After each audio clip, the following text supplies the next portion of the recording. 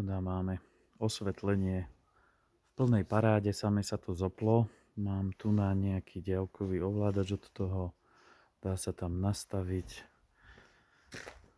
taký ten kontrast.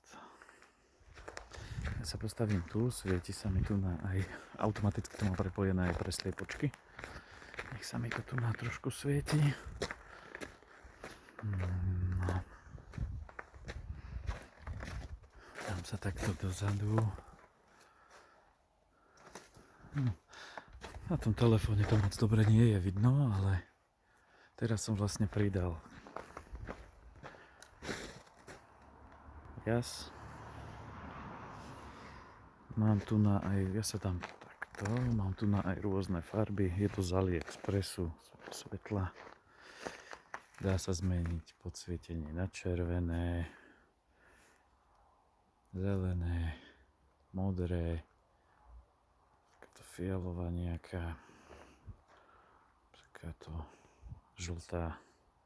Ja to mám nastavené na toto biele. Sú tu aj nejaké režimy, že to môže blikať a ja neviem čo. Ale ja to nepoužívam.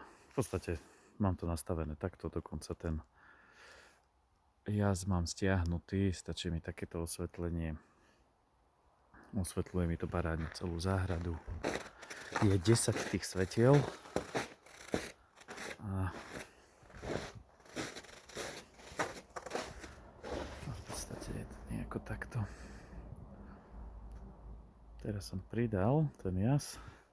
A môžem to kľudne nehať aj takýmto jasom a uvidíme, ako tá baterka vydrží. Ale zatiaľ mám to zapojené možno mesiac a funguje to úplne super. Tu nám mám dané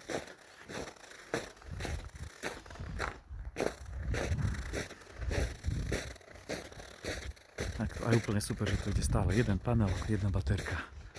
Prvé svetlo, druhé, tretie, štvrté, tam vysí piaté, šiesté, siedme, osme,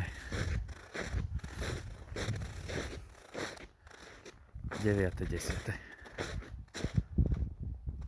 Takto si to na krásne svieti. Aký bol ten demo režim? Ako nejaké... Tu mám demo. Ježiš, takto nejak to dokáže blikať tu ešte celé. Ale takto si to nechám. Pekne mi to bude osvetľovať záhradku. Vaterôčka sa vybije. Cez deň ju zase nabije.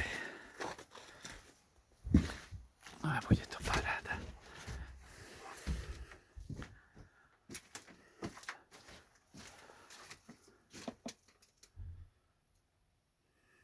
Toto je ten automatický režim. Niekde sa to dalo prepnúť.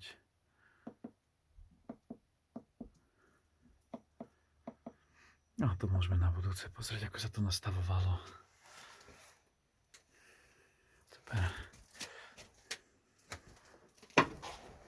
A vlastne takto mi to bude svietiť asi 3 hodiny a potom sa to vypne. Dá sa nastaviť aj režim, že sa to pred východom slnka zapne, ale to nemám nastavené, mám to nastavené iba takto po západe slnka na 3 hodiny. A to je vlastne všetko. Tak.